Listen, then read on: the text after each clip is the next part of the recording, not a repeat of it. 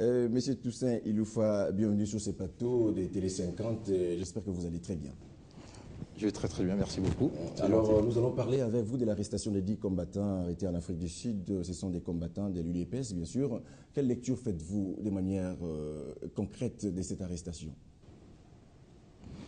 Ben, écoutez, merci pour votre invitation déjà. Et puis, c'est toujours regrettable de savoir que, à travers le monde, dans certaines capitales de certains pays, il y a certains de nos compatriotes qui s'adonnent à des activités qui les conduisent justement à des arrestations par-ci par-là. On a vécu des arrestations à Bruxelles, on a vécu des arrestations à Paris, n'est-ce pas? Et voilà que ça continue maintenant en Afrique du Sud, donc c'est quand même préoccupant. C'est quand même préoccupant. Est-ce que vous avez une autre lecture à faire par rapport à cette arrestation? Parce qu'ils se nomment des combattants, ils combattent pour une cause juste ou injuste selon vous?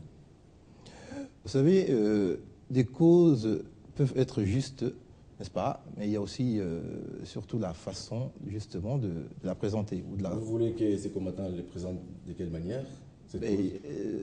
Dans la légalité totale, c'est tout. C'est-à-dire, il y a des moyens de faire porter ces revendications, n'est-ce pas?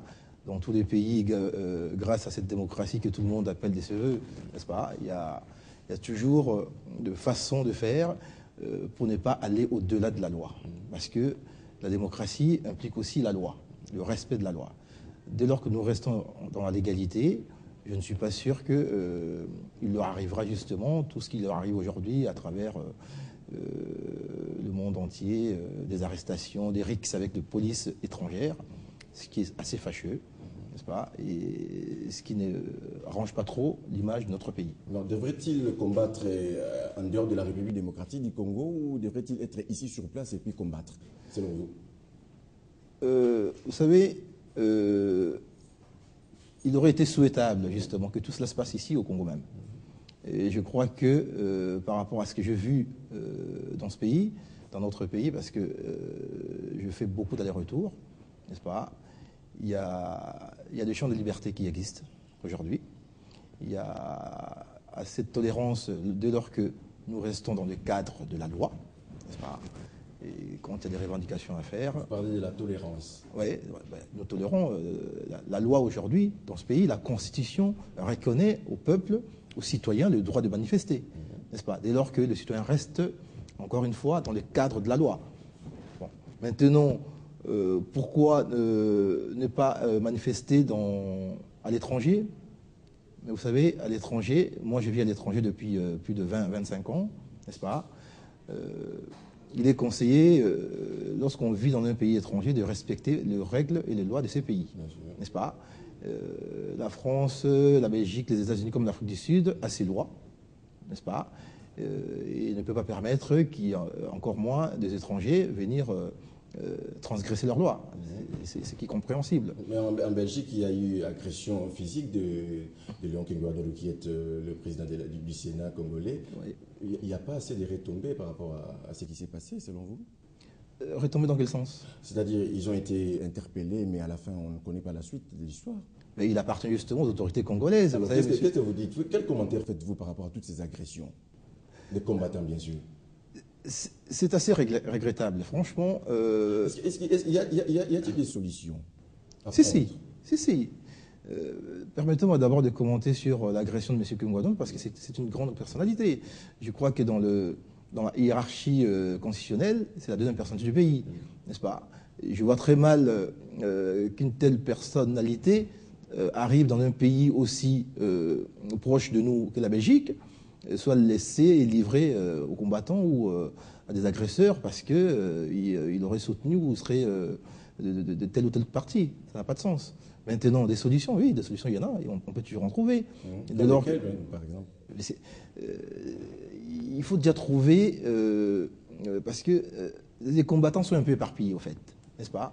Et il serait bon pour nos autorités de chercher à trouver des médiateurs, n'est-ce pas? Des gens qui pourraient entrer en contact avec ces gens-là, de sorte que demain, nous puissions savoir réellement... Vous êtes Congolais de la diaspora, vous pouvez mener de telles démarches pour être aussi... ça ne me dérangerait pas si... Vous avez fait personnellement pour essayer d'atténuer cette situation?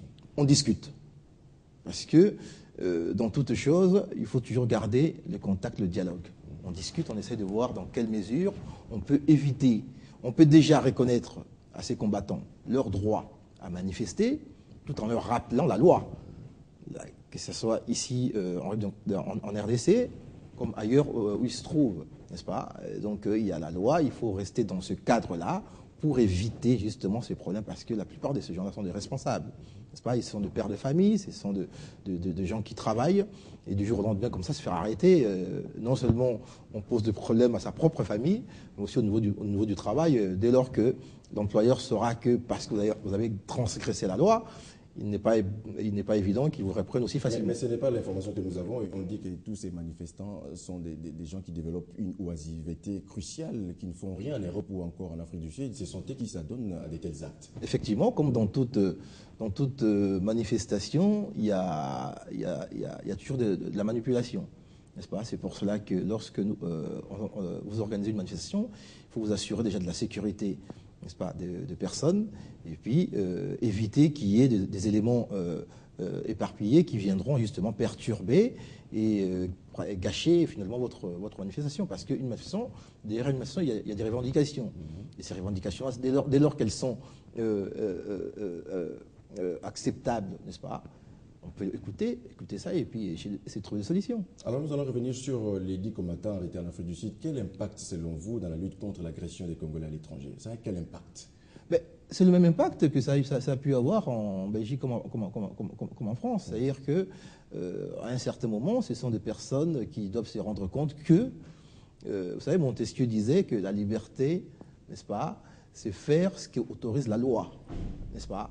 Et dans ces pays où ils se trouvent, il y a la loi, comme ici, n'est-ce pas? Et l'impact que cela peut avoir, c'est d'essayer de faire réfléchir un peu à tout ce monde-là, pour voir que non.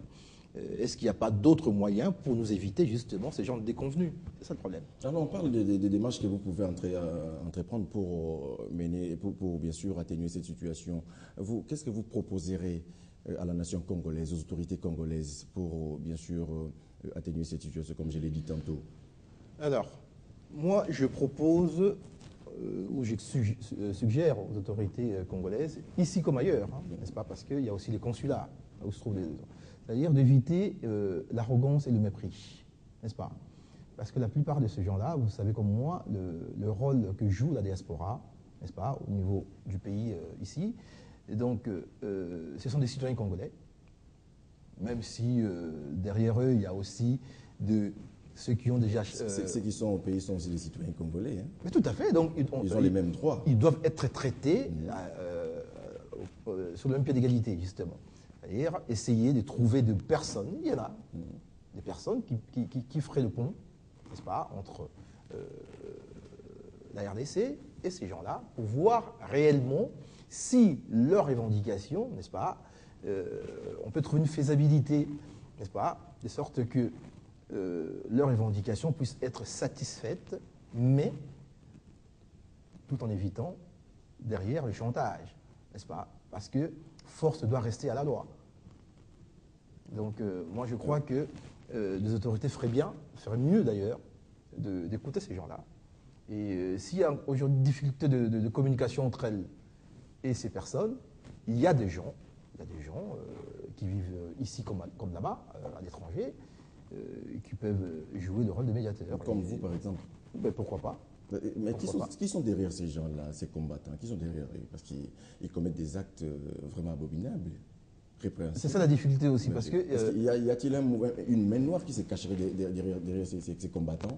Peut-être bien. Entre guillemets, bien sûr. Peut-être bien, vous savez, des mains noires, il y en a toujours eu dans l'histoire. Hein. Mais comment faire pour débusquer cette main noire et puis l'éradiquer définitivement? C'est ça les vrais problèmes.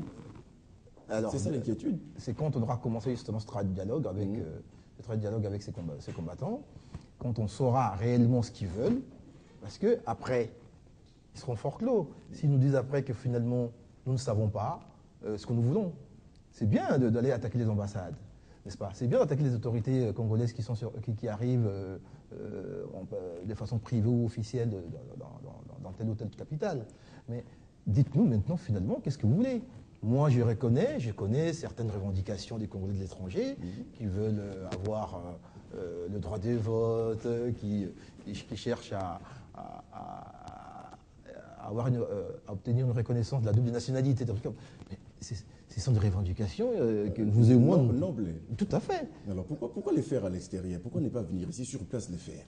Alors, pourquoi les faire à l'extérieur? On va leur poser la question.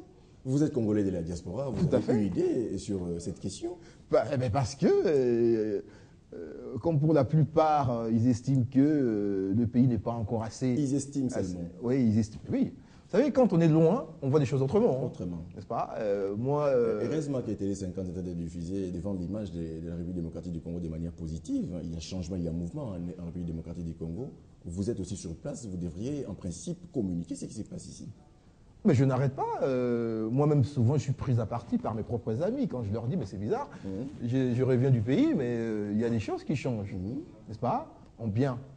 Et puis, il y a des choses qui ne vont pas, n'est-ce pas? On ne doit pas simplement dire ce qui va bien, il faut dire aussi les choses qui ne vont pas, n'est-ce pas? Mais toutefois, par rapport aux années qui viennent de passer, je crois qu'on va quand même dans le bon sens, n'est-ce pas? Moi, je ne suis pas partisan de tel ou tel parti, de telle personnalité, mais je vois des choses. Bon, il y a des choses aussi qui ne vont pas, le côté social ne va pas durer. Je ne vois pas la situation Ça s'améliore du jour au lendemain. Oui, peut-être pour une certaine classe. Mais moi qui vis dans la population même, à Yodo Sud, je vois des gens, des voisins à moi, c'est pas toujours évident le quotidien. Hein. Non, Rome n'a pas été conçu en un jour, donc exactement. Je vous dis que c'est un travail de pédagogie qu'il faut faire, n'est-ce pas? Moi, je ne suis pas ici pour cracher dans la soupe, hein, n'est-ce pas? Je suis resté vous êtes pas partie des Congolais pessimistes, hein? Non, il faut écarter le pessimisme en fait. C'est-à-dire qu'à un certain moment de la vie, il faut se dire, bah, tiens, il faut y aller. Et j'ai l'impression, n'est-ce pas, et quand j'écoute certains dirigeants politiques, ici même, qui sont des amis ou de connaissances, n'est-ce pas, j'ai l'impression qu'il y a de l'espoir. Beaucoup espèrent. Alors on nous incite à revenir. Ben, on vient. Moi, je viens, ça fait depuis 2005. Je fais au moins 3 voyages par année. Depuis 2005, je viens, je regarde. Je vois des avancées, puis il y a des choses qui ne bougent pas, et puis il y a des choses qui bougeront certainement. Exactement, l'espoir fait vivre. Et ils sont tentés de nous suivre en Belgique, en Afrique du Sud, mais aussi en France. Vous avez un message à avancer. Oui, le message, c'est de leur demander simplement, et de leur dire que leur combat, au départ, était noble, n'est-ce pas? Et voilà, maintenant, il y a certainement de mauvais éléments qui sont introduits dans leur groupe, et qui faussent un peu l'image et qui les rendent finalement inaudibles. Finalement, on ne sait plus ce qu'ils veulent. Or, au départ, moi j'ai suivi tous ces mouvements au départ, il y avait des revendications. Vous savez, un Congolais qui s'est dit, tiens, est-ce qu'il ne serait pas bien qu'on reconnaisse notre double nationalité? Quoi des bons, même pour le pays.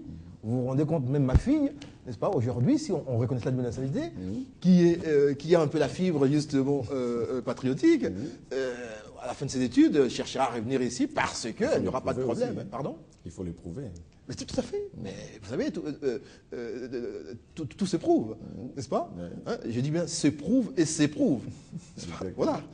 Alors, merci beaucoup, Toussaint Iloufa. Je rappelle que vous êtes Congolais de la diaspora. Avec vous, nous avons traité l'arrestation des 10 combattants en Afrique du Sud, mais aussi la question qui nous a beaucoup plus intéressé, c'est quel impact dans la lutte contre l'agression des Congolais à l'étranger. Merci beaucoup d'avoir accepté notre invitation. Je vous en prie. Merci beaucoup. Alors, nous allons passer à autre chose. Il s'agit du deuxième invité de notre tranche, la matinale. C'est André Tousoumba.